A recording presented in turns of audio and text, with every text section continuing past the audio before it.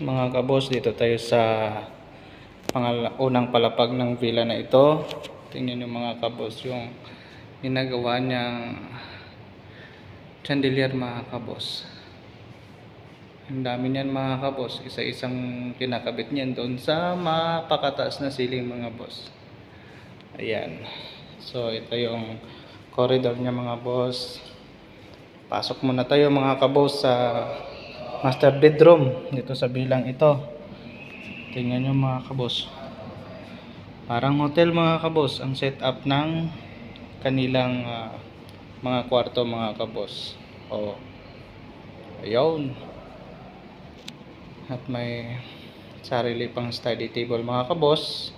At the same time dressing area mga kabos. At mayroon ding mini cinema dito mga kabos. Ayan. Ayan, ano yan kabos? Mga kabos, ano yan? Projector screen. Ayun. Tapos, ang projector nila mga kabos, nandirito mga kabos, nasa ceiling. Bababa lang yan kung kinakailangan na nilang gamitin. Ayun. Di ba mga kabos, dito sa taas mga kabos, makikita mo ang gandang tanawin mga kabos. Ito yung beach dito mga kabos. Mga mapuputing buhangin. Andyan yung dagat, andyan yung swimming pool, andyan yung fireplace mga kabos. Yan fireplace mga kabos na sa panahon ng taglamig mga kabos magagamit yan mga kabos. Sa ngayon mga kabos, napaka sobrang init. Hindi mo pwedeng gamitin yan mga kabos kasi paglabas mo pa lang dito sa bahay mga kabos, sobrang init na mga kabos. Magpapa fireplace ka pa ba mga boss? Diba? Hindi na kailangan yun mga kabos. So ngayon, ito yung dressing room nila mga kabos.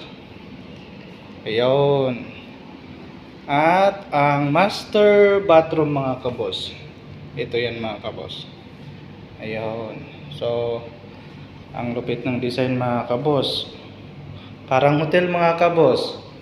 Grabe talaga. Ito yung bathtub nila mga kabos at ang toilet area nito mga kabos.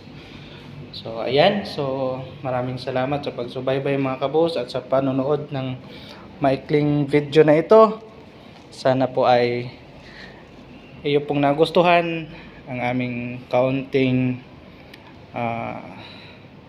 viewing mga kabos dito sa isa sa mga magandang villa dito sa Palm Jumeirah, Dubai. Alright, hanggang doon na lamang po. Maraming salamat. Hanggang sa muli.